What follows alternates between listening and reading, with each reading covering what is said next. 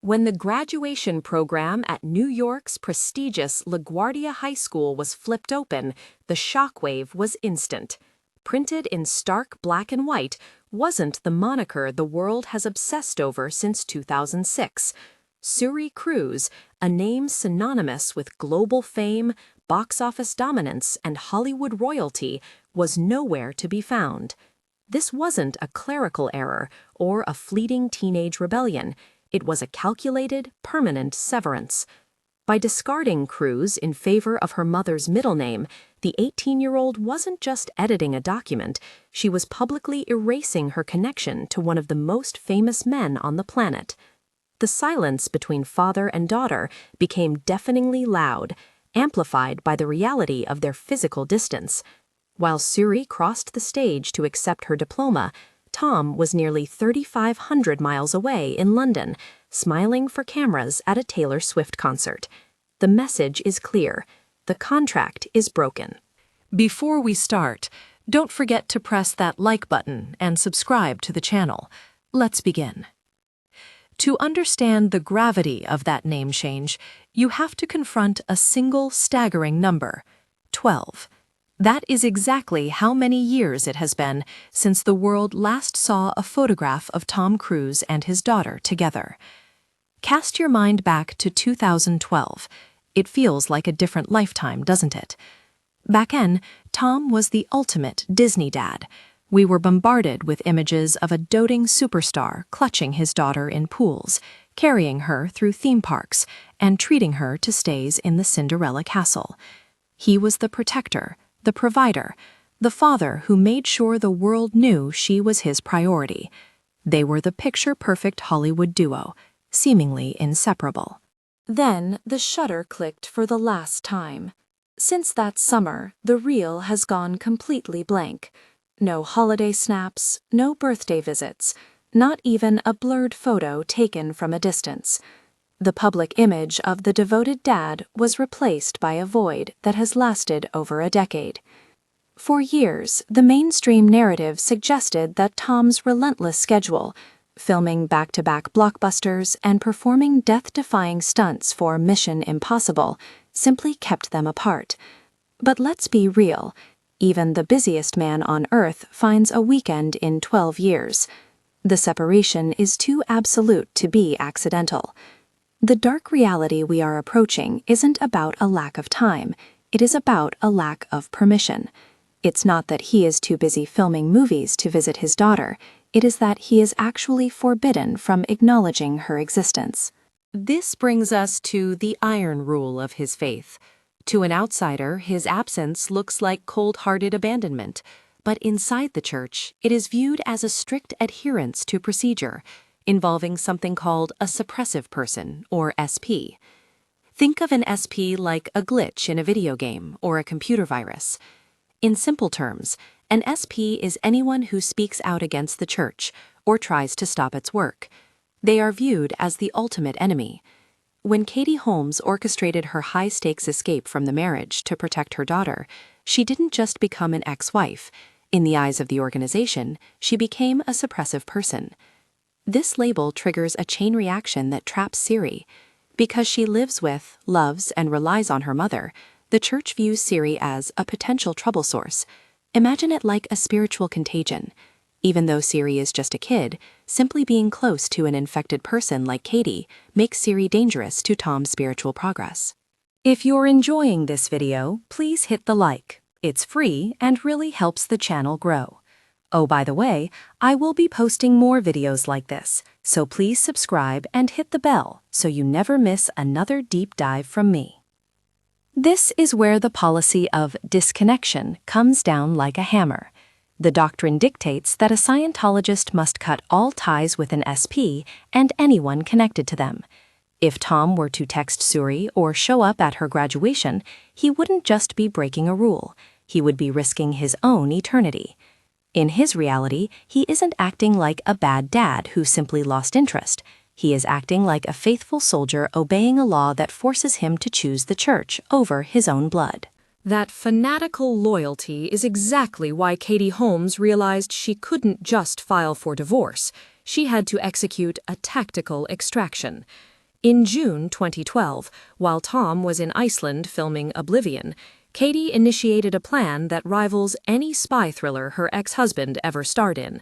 She knew his inner circle was watching, so she secretly fired her own driver and bodyguards, suspecting they reported back to him, and replaced them with a team unconnected to the organization.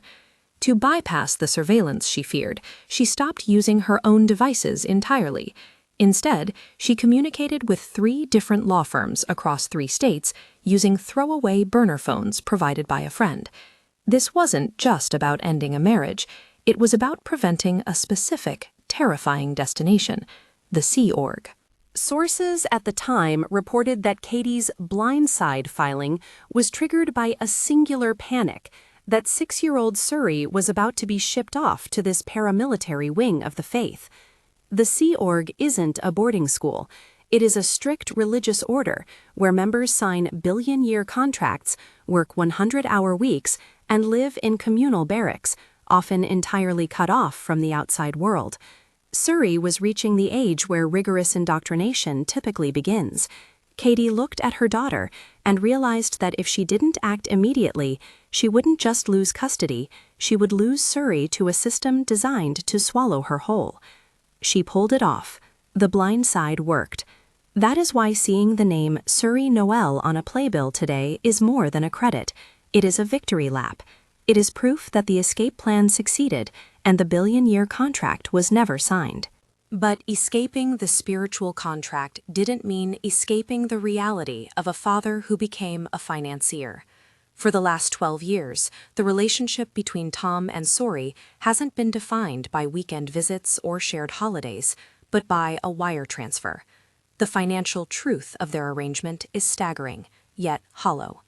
By court order, Tom was mandated to pay $400,000 annually in child support, a figure that ensured Suri lived in the lap of luxury, even as she lived in the shadow of his absence.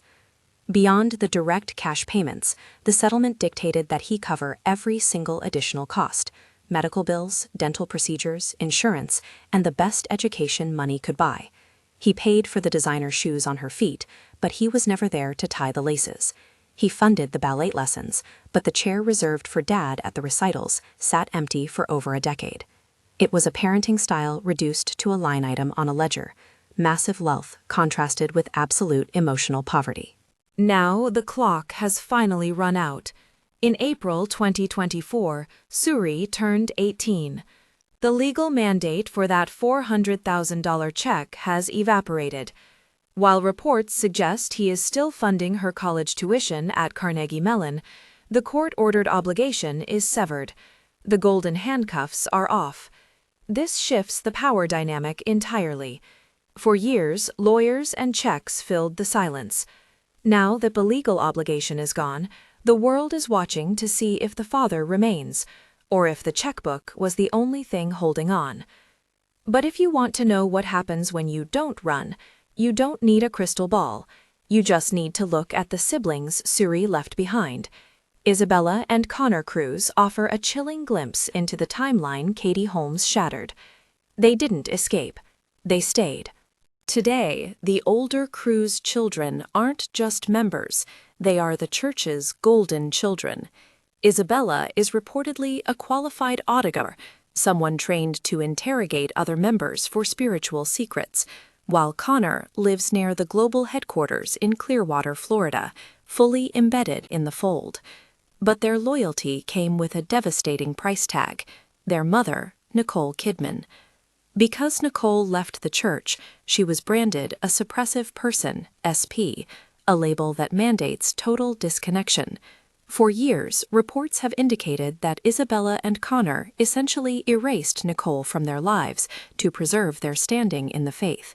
They didn't just choose their father, they chose the doctrine that labeled their own mother an enemy. That is the bullet Suri dodged. Had Katie stayed, Suri wouldn't just be attending galas with Tom. She would likely be an auditor herself, trained to view Katie not as a parent, but as a spiritual threat to be cut off. The recent debut of Suri Noelle isn't just a stage name, it is a shield. It is the ultimate proof that she is her mother's daughter, and that the cycle of disconnection has finally been broken. With the past firmly in the rear view, that freedom now looks like a dorm room at Carnegie Mellon University. In Pittsburgh, far from the paparazzi swarms of New York City, Suri is building something her father never could: a normal life. She walks to class, grabs coffee with friends, and exists beautifully unburdened by the sci-fi theology that consumed her siblings. And here lies the quietest yet most shocking secret of all. The public expects rage. They expect a dramatic showdown. But the reality is likely far more heartbreaking. Suri doesn't hate Tom Cruise. She just doesn't know him. To her, the biggest movie star on the planet is simply a biological footnote, a stranger who funded the childhood he refused to witness. The irony is cinematic in its cruelty. For decades, Tom Cruise has dangled from cliffs, piloted fighter jets, and saved the world on the silver screen. He is Hollywood's ultimate hero, the man who makes the impossible happen. Yet, for all his stunt work and box office salvation, he couldn't manage the one mission that actually mattered: saving his relationship with his own daughter. Suri is no longer a bargaining chip or a victim. She is finally, irrevocably, free to write a sequel where he doesn't get a starring role.